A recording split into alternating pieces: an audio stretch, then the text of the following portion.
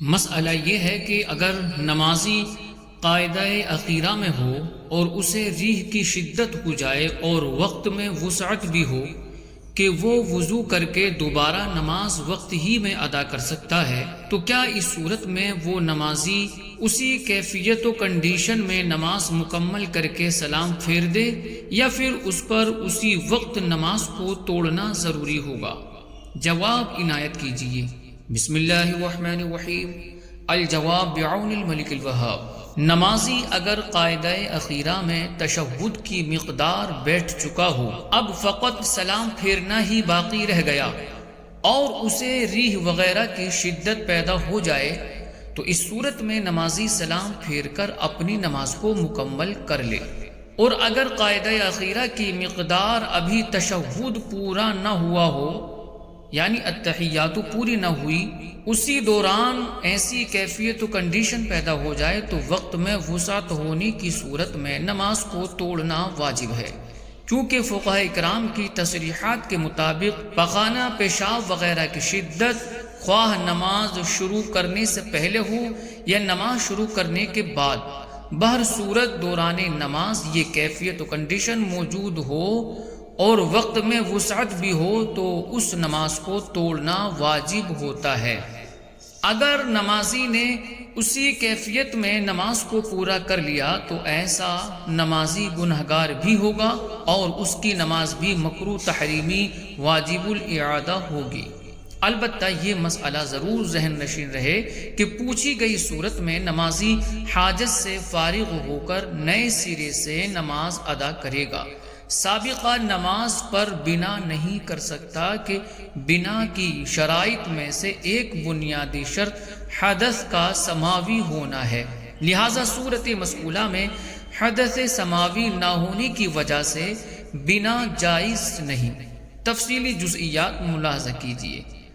قاعدہ اخیرہ کے بعد خروج بصنعی سے نماز کا فرض پورا ہوتا ہے، جیسا کہ بحر الرائق وغیرہ کتب فقہیہ میں مذکور ہے کہ خروج بصنعی فرض ہے۔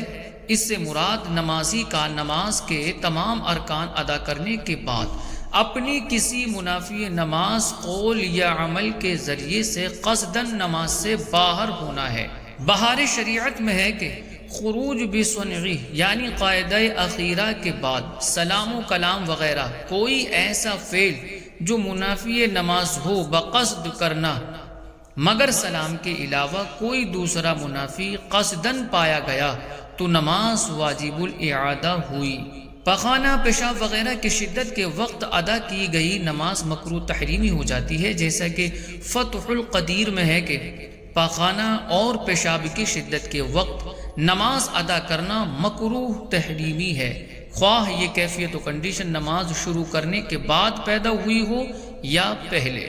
فتاوی عالمگیری، تبیین الحقائق، بنایا شرح ہدایہ، حاشیہ تحتوی علی مراقی الفلاح وغیرہ کتب فقہیہ میں کچھ یوں مذکور ہے کہ پخانہ یا پیشاب کی شدید حاجت محسوس ہونے کی حالت میں نماز میں داخل ہونا مکروہ تحریمی ہے۔ اگر نماز شروع کر دی تو اسے توڑ دے، یہی حکم ریح کا بھی ہے۔ اگر اس نے نماز جاری رکھی تو نماز ادا ہو جائے گی، لیکن اس نے برا کیا۔ بہار شریعت میں ہے کہ جس بات سے دل بٹے اور دفع کر سکتا ہو اسے بے دفع کیے ہر نماز مکروہ ہے، مثلا پاخانے یا پیشاب یا ریاح کا غلبہ ہو۔ مزید ایک دوسرے مقام پر مفتی امجد علی اعظمی علیہ الرحمہ فرماتے ہیں کہ شدت کا پاخانہ پیشاب معلوم ہوتے وقت یا غلبہ ریاح کے وقت نماز پڑھنا مکروہ تحریمی ہے۔ ہر وہ نماز جو کراہت تحریمی کے ساتھ ادا کی گئی اس کا اعادہ واجب ہے، جیسا کہ در مختار میں ہے کہ یعنی اسی طرح ہر وہ نماز جسے کراہت تحریمی کے ساتھ ادا کیا گیا ہو اس کا اعادہ بھی واجب ہے۔ اسی کے تحت رد المختار میں ہے کہ ظاہر یہ ہے کہ وجوب اعادہ کا حکم صورت کو بھی شامل ہوگا جس میں اصلاً سجدہ سہو واجب نہیں ہوتا، مثلا شدت پیشاب اور پیخانے کے وقت نماز پڑھنا۔ بنا کی شرائط میں سے ایک بنیادی شرط یہ ہے کہ وہ حدث سماوی ہو، قصدن حدث کی صورت میں اسی نماز پر بنا کرنا جائز نہیں، جیسا کہ بدائع و ثنائے وغیرہ کتب فقہیہ میں ہے کہ بنا جائز ہونے کی شرائط میں سے ایک شرط یہ ہے کہ وہ حدث لاحق ہو چکا ہو۔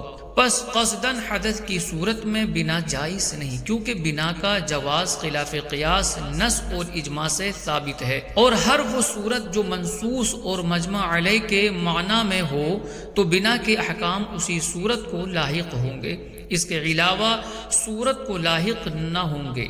اور حدث عمد دو وجوہات کی بنا پر نماز میں لاحق ہونے والے حدث کے حکم میں نہیں۔ ان میں سے پہلی وجہ یہ ہے کہ نماز میں لاحق ہونے والا حدث عام طور پر انسانوں کو لاحق ہو جاتا ہے، اگر اسے مانے بنا قرار دیں تو یہ بات حرج کی طرف لے جائے گی، اور حمدن حدث میں حرج نہیں، کیونکہ یہ کثیر الوجود نہیں۔ بہار شریعت میں ہے کہ اگر وہ حدث سماوی نہ ہو، خواہ اسی مصلی کی طرف سے ہو کہ قصدن اس نے اپنا وضو توڑ دیا، خواہ دوسرے کی طرف سے ہو، تو ان سب صورتوں میں سرے سے پڑھے بنا نہیں کر سکتا۔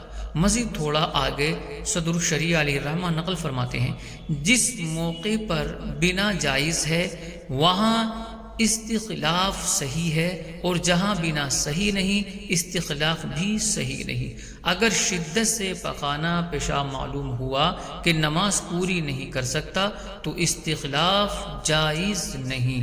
واللہ اعلم تبارک و تعالی ورسولہ اعلم صلی اللہ علیہ وسلم۔